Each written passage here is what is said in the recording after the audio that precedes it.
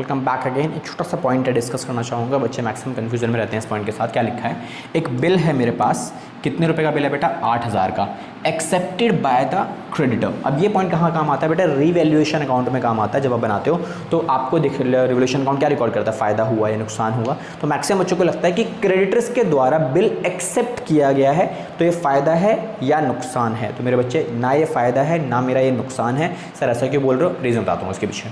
देखो सिंपल सा लॉजिक है, क्रेडिटर ने एक बिल एक्सेप्ट कर लिया, दैट मीन्स जो मेरे एग्जिस्टिंग क्रेडिटर्स थे उन्हीं में से किसी बंदे ने एक बिल मुझे दे दिया और बोला ये पकड़ो और मुझे बिल पकड़ा दो। आपके ऊपर हमें भरोसा तो है नहीं, सिंपल सी बात है। बिकॉज क्रेडिटर्स कौन होते हैं, जो लोग सामान उधार में दे देते हैं, बस दे दिया, देने के बाद हम उन्हें जब पैसे देंगे तो क्रेडिटर्स माइनस करवा लेंगे। लेकिन यहाँ पर क्रेडिटर्स ने क्या किया है, आपसे एक डॉक्यूमेंट साइन करा लिया, दैट मीन्स आपके क्रेडिटर्स में से 8000 की वैल्यू माइनस हो जाएगी और इसकी जगह पे क्या आएगा, एक नई लाइबिलिटी आ जाएगी जो कितने की आएगी बेटा, 8000 रुपये की एक न्यू लाइबिलिटी आएगी।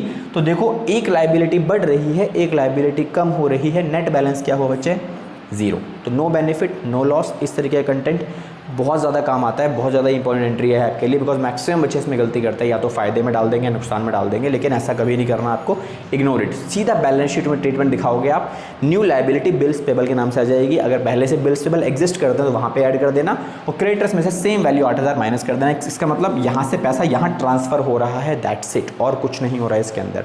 कोई फ़ायदा नहीं, कोई नुकसान नहीं, ठीक है।